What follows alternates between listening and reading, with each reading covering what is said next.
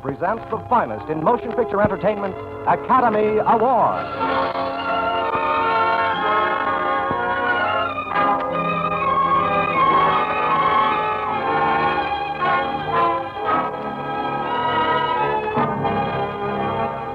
The House of Squibb, manufacturing chemists to the medical profession since 1858, bring you Academy Award. The pictures, the players, the techniques and skills which have won or been nominated for the coveted awards granted each year by the Academy of Motion Picture Arts and Sciences to each in his field for outstanding achievement.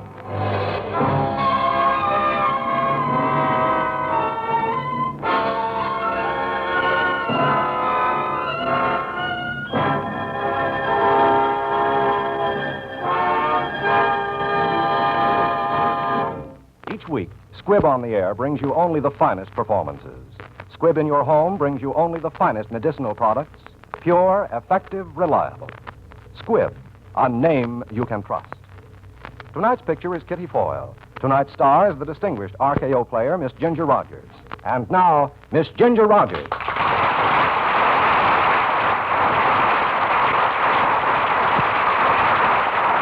Thank you. And good evening, ladies and gentlemen. My hope is that some of our excitement and pleasure in reenacting these Academy Award roles will be communicated itself to you through our performances. Also, it would be ungrateful of me if we were to do Kitty Foyle tonight without thanking the men who brought Kitty to the screen. So thank you, David Hempstead and Sam Wood. Kitty Foyle was written for radio by Frank Wilson with an original musical score composed and conducted by Lee Stevens, and our producer-director is Dee Engelbach.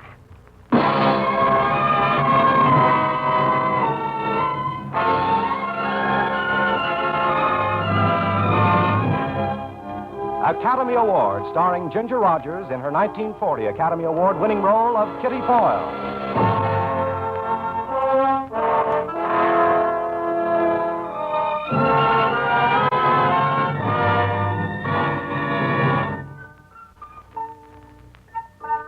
Kitty!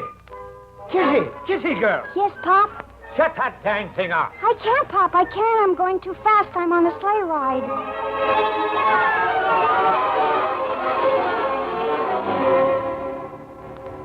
A sleigh ride. Well, it seems my whole life was spent on a sleigh ride. First it was Win Strafford, my mainline Prince Charming. But now it seems to be Mark Eisen, a good, dependable, trustworthy Mike. Mark, it was spring again in New York. And as Mark drove me home that evening, I had a hunch that this might be the spring of all my years. Here we are, Kitty. Pocahontas Hotel, home of lonely women. Kitty, wait. Yes, Mark. Kitty, will you take this ring? Oh, Mark.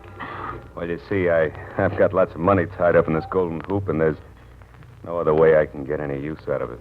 Well, can't you find my finger, Mark? You did say yes, didn't you? I mean, it's all clear. There's no confusion. You understand what I asked you. You asked me to marry you, didn't you? Oh, that's it. Exactly. I got it. That's why I said yes. Kitty, what I'm getting around to, that fellow in Philadelphia, that's all over, huh? All over. Oh, then we're getting married tomorrow. Meet me at the hospital tonight, huh? Midnight. We'll go straight to Greenwich. Yes, Mark.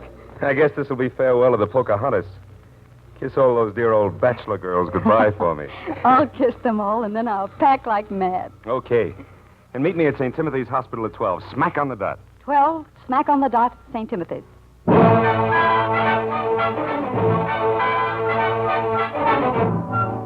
Good evening, Miss Foyle. Good evening. My key, please. Thank you. Oh, will you make up my bill tonight? Oh, you're leaving? I'll say I am, Joe. I'm getting married. Oh, please send for my bags around 11:30. Right.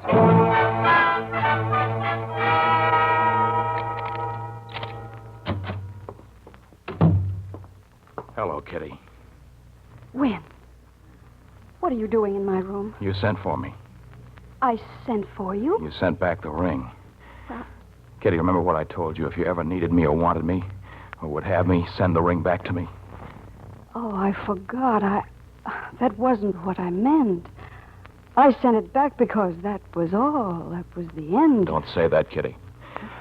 Oh, Kitty, there's no life for me without you. I want you. I need you. I love you this minute as I've never loved you before. But when it's too late. 5 years, too late. No, Kitty, it'll never be too late. What we had can't die. I'm asking that we leave together for South America and be together always. Oh, Win, don't ask me anything. Don't let me think. Oh, darling, at last it all comes true. Will we live happily ever after? Forever and ever. When will we go? We sail at midnight. I'll be at the pier with everything arranged. Now, will you meet me there? Mm-hmm. Pier 48, midnight. Mm-hmm. Oh, Kitty, I love you. Don't be late. Bye-bye. Win, Win! Wait, Win!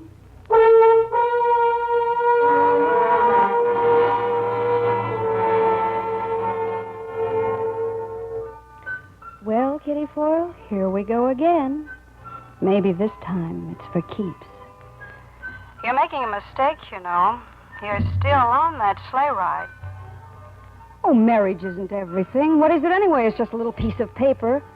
A lot of fine things come out of that little piece of paper, Kitty. A home, children. That's where Mark comes in again. And you'd be a lot happier with Mark and that little piece of paper than you ever could be with Win. You know what I think? I think you're wrong. I remember you using those words once before. Remember way back when you lived on Griskin Street in Philadelphia? And Pop, what a grand guy he was.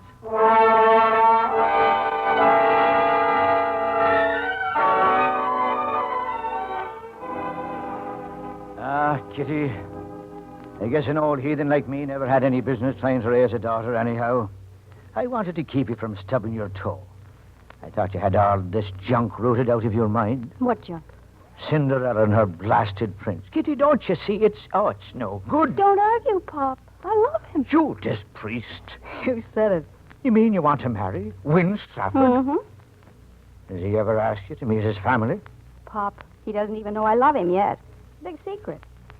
But I've never worried much about his family because I've got a funny idea I'm just as good as they are.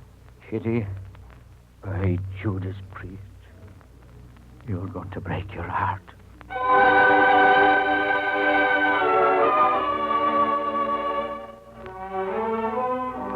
It was so easy to fall in love with him. You were doing it from the start. Falling in love with your boss. But there's no getting around it. Those were probably the happiest days in your life. Crazy but nice. Like the first time he took you to New York.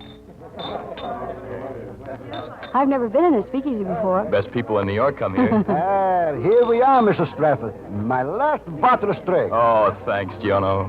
What's a Strega? It's Italian brandy. Oh, I know. They say if two people drink it together, they'll never drink it apart. Win, why did you bring me here? Well, 4 or 5 years ago, I got into this place at Giono's. I liked it. I liked it because all of a sudden I felt free here. Philadelphia, the main line, all of those things that order my life, they disappear the minute I enter that door. Well, I wanted to make a good impression on you, so I brought you where I thought I most likely could do it. Well, Win, I didn't mean to criticize you. Kitty. I was just... Yes. Kitty, I've got an idea. Will you go to the assembly with me this year? Me? Are you kidding? No, cross my heart. That's funny. You know, when I was a little girl, I used to read in the papers about the assembly in Philadelphia and cut out the pictures of the society ladies, their beautiful dresses, and use them for paper dolls. That's probably the best use they've ever been put to. I know they've got rules and a committee that goes over the list of those invited, and they come across somebody like Foyle, boom, and the next thing you know, you're being scraped off the sidewalk. You leave that to me. My mother's on that committee. Oh. Oh, Win. Have you ever had a dream come to life right in front of your very eyes? No, but I'm still hoping. Is it a date, Kitty? I'm crazy, I know, but it's a date. Come on. Let's get our wraps and get out of this smoky den. Where are we going? I've got to go home pretty soon. We're going to Lake Pocono just for an hour. See the sunset. But it's already set. Oh, we see the moonrise. I'll get you home in time for supper. Come on, Kitty. It's not much of a drive, and you belong in moonlight.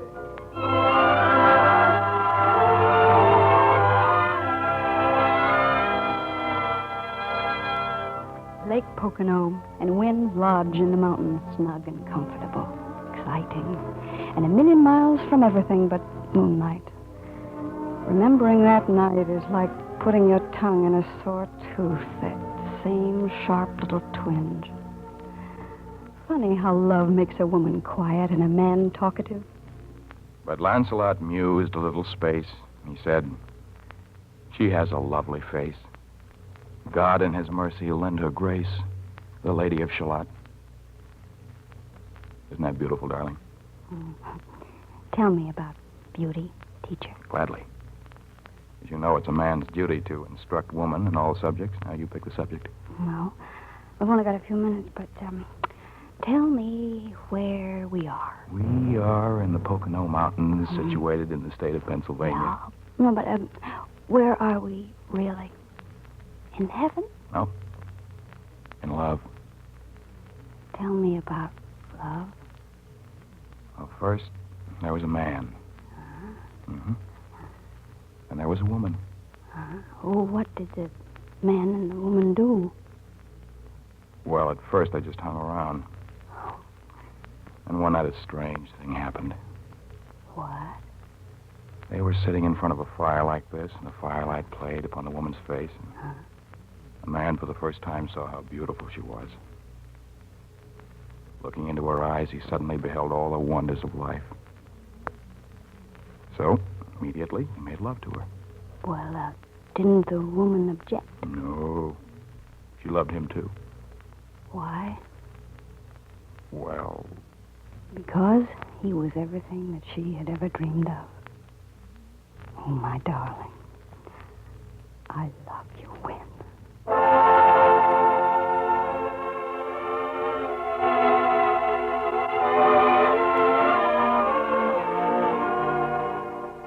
It couldn't go on like that. It just couldn't. Who did you ever think you were, Kitty Foyle? That you could live rent-free and forever in paradise? Didn't you see it coming? Didn't you know the magazine was bound to fail? Couldn't you tell that he would say the things he said because, well, being him, he couldn't have said anything else? Did you have to hurt inside as if he'd stabbed you with a knife? Yes, Kitty Foyle, you did. Well, the magazine's done. It's folded. It's finished. $10,000 my mother gave me is spent. Now what will you do? Me? Oh, that's right. I'm out of a job. Yeah. Well, I might get one in New York. I can't let you do that. Why?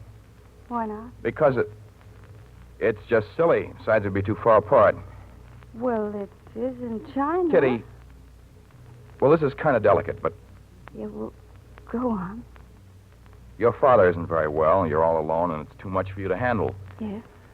I mean, I feel that I'm kind of responsible. It isn't your fault the magazine failed, and so... Well, until you get another job, I don't want you to have to worry about money. What do you mean? I'll just keep you on the payroll. It's only fair, you know, because... Just a minute. You don't need to worry about me, Win. I'm free, white, and 21, or almost. And I'd love you from here on out, or till I stop loving you. But nobody owes a thing to Kitty Foyle. Except Kitty Foyle. Kitty. Wait. Kitty!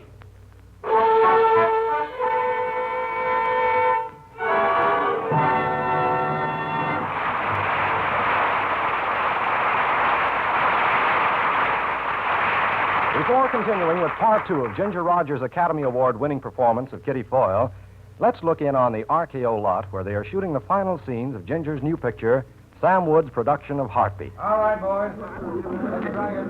Here we are. Much like Alice in Wonderland, isn't it? Walking into a strange new world. Had you any idea it took so many skills and crafts to make a fine picture?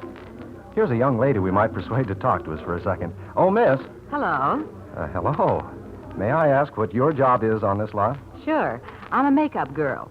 Right now I'm working on Heartbeat. That's Miss Rogers' new picture, you know. Yes, I know. That must keep you pretty busy, doesn't it? Well, I'll say it does. But it's worth it. Just wait till you see Ginger Rogers in this one. Well, I'm certainly looking forward to that. But tell me, in your job of makeup, I imagine the smile is pretty important, isn't it? Yes, sir. The smile is everything. Well, same in my business. You see, Squibb Dental Cream encourages a sparkling smile, and it refreshes your mouth at the same time.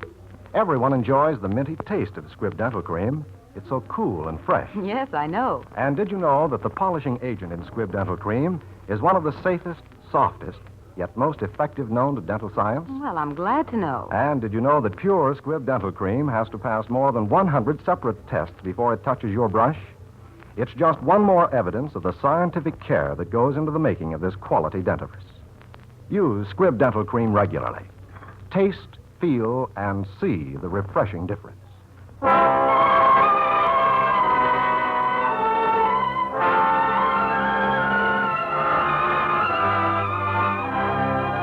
And now for part 2 of tonight's picture, Kitty Foyle, starring the Academy Award winner, Miss Ginger Rogers.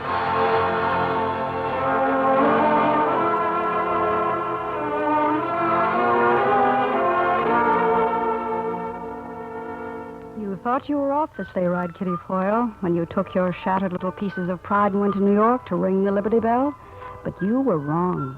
Getting a job selling perfume, meeting a swell guy like Mark, hiding your pain in the crowds, no dice, Kitty Foyle.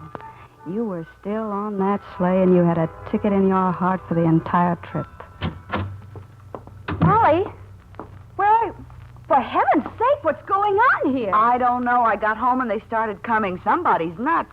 I know the delivery boy like a brother right now. You should see what's in the bathtub. Water lilies. And look at these. A hothouse we got. $1 million worth of flowers, and they're all for you. For me? Well, who are they? Well, they're from Wynn. It's Wynn.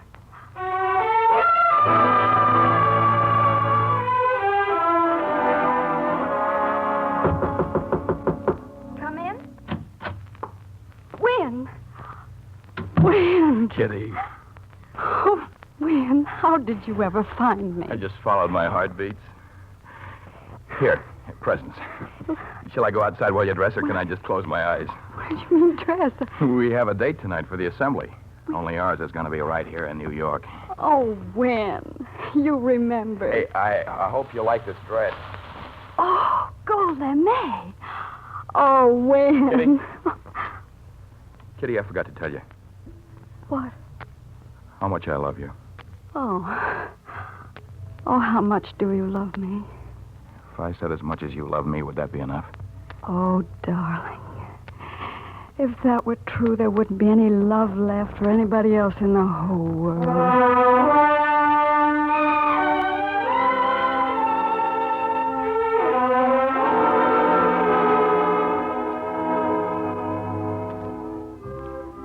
Having fun?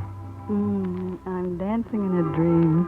Our very own private assembly ball at the Ritz. Here, I've got something for you. Yeah. What is it? A ring, darling. Wow, Art. But it's beautiful. It was my great-grandmother's. Oh. It's a symbol of eternal life. A snake eating its tail, you see? Oh, I see. A symbol of eternal life. From my great-grandmother to me and you and to those that come after us forever. It's our family. Wynn, why are you giving it to me? Kitty, will you marry me? Oh, Wynn. I can't. You love me now only because we're not in Philadelphia. I'll fix that. Boys, would you play the sidewalks of New York, please? Oh, what's the idea? Oh, that's our song now. We're New Yorkers, both of us. Oh, darling, no main line, no Philadelphia. Just you and me and you. Dear God, please don't ring the alarm clock for just a little while. Let it go on just as it is now. Just as it is now. Oh, he heard me. It's Sunday morning. Those are wedding bells, darling. Wedding bells for us.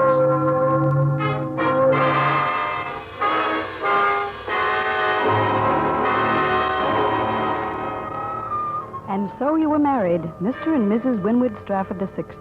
Remember, you read it over and over when Wynn wrote it on the register of that little hotel in Gretna Green. There's no use denying it. Those 2 days were just about perfect.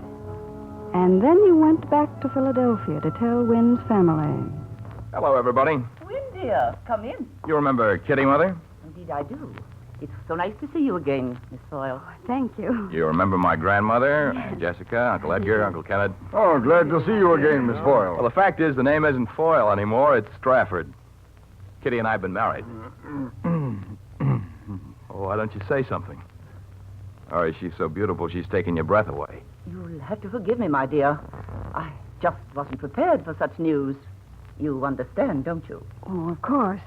After all, it is a surprise. Shall we sit down? Will you have tea? No, thank you. When were you married, dear? Monday. I see. We thought, naturally, that Win would wait a year. But you understand, of course, that above everything else, we want you and him to be happy. That's first and foremost in our thoughts, isn't it? Oh, yes, of course, my dear. Well, I don't want to seem rude, but would somebody mind telling me what you're driving at? It's only this, my dear. Mother. You see, honey, I promised I wouldn't marry you for a year. Mother was going to take you under her wing and prepare you. Prepare me for what? You know, some school, some good finishing school. School? Are you kidding me? No, my dear. Let's keep calm. Now, look. Let's get a few things straight around here. I didn't ask to marry the Straffords. The Strafford asked to marry me. I married a man, not an institution or a bank. Oh, I've got a fine picture of your family conferences here. All the Straffords trying to figure out how to take the curse off Kitty Foyle. Buy the girl a phony education and polish off the rough edges and make a mainline doll out of her. Oh, you ought to know better than that. It takes 6 generations to make a bunch of people like you, and by Judas Priest, I haven't got that much time.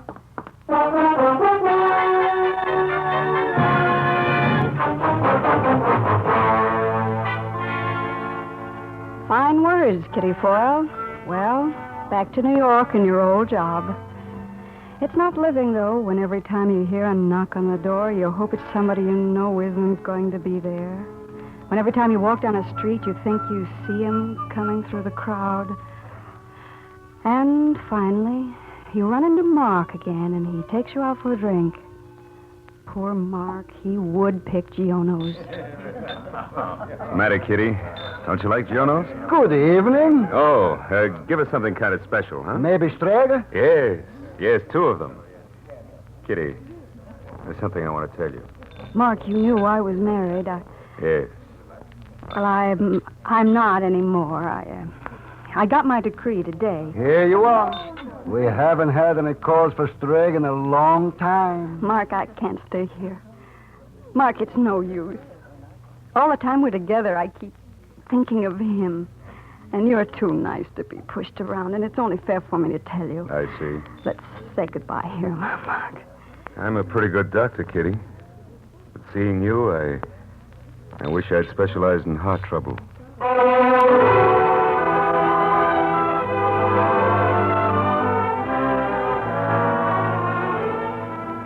You were ghost-ridden and haunted, Kitty Foyle. You ran until you couldn't run anymore. And then one day, an item in a Philadelphia paper. Mr. and Mrs. Devers Gladwin announced the engagement of their daughter, Miss Veronica Gladwin, to Mr. Winwood Stafford VI. You thought you could only die once, but you learned. You learned. And time kept on doing business at the same old stand, 5 years of it. Then they sent you down to Philadelphia to open a branch of the store. You were afraid to go, afraid of all the things it might bring back. But nothing happened until the afternoon of your last day, about 4:30. I think I better have some perfume, too. Oh, yes, madam. Are you going to the opera or dancing? I'm going to the assembly tonight. I see. What flowers are you wearing? Oh, I hadn't thought yet. I'm glad you mentioned that because I usually have to buy them myself. Oh, in that event, I suggest Sanxit perfume with camellias or... Telephone call, Mrs. Stafford. Oh, thank you. Mrs. Trafford. Oh, it couldn't be.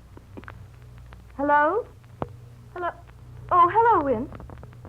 Oh, you don't have to go to New York again, do you? But, Win, in the 5 years we've been married, we've never gone to the assembly together. Very well. I'm sorry, but I'll have to leave right away. May I send the perfume to the house with the other things? No, I'll make a selection some other time. The assembly. Tonight. Mrs. Wynne Stafford. Is that all, Miss Foyle? The package is ready to go to Mrs. Stafford. Yes, that's... No. No, wait. Here's something else. Wrap this up. This ring. For Mr. Stafford.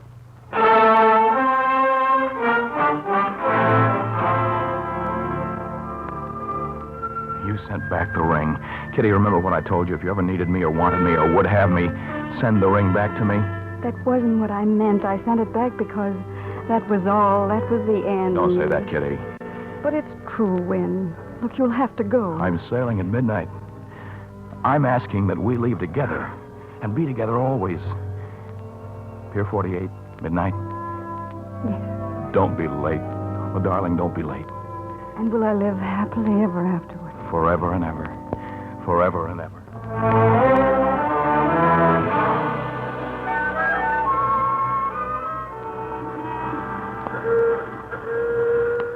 Cab, Miss Foyle? Oh, yes, please.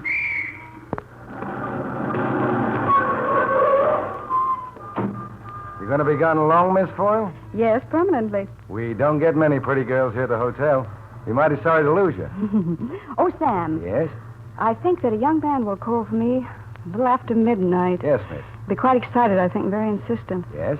I want you to tell him that I admire him very much and that I always will. Just a minute. I better write this down on my pad.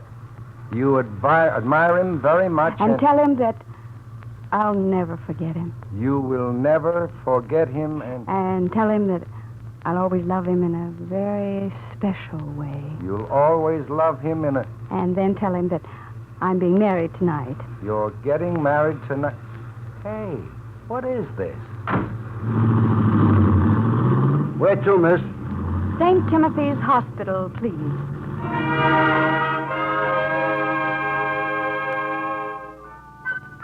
No. I've had enough of sleigh riding. Goodbye, Wynne. Goodbye, dear. But here's where I get off.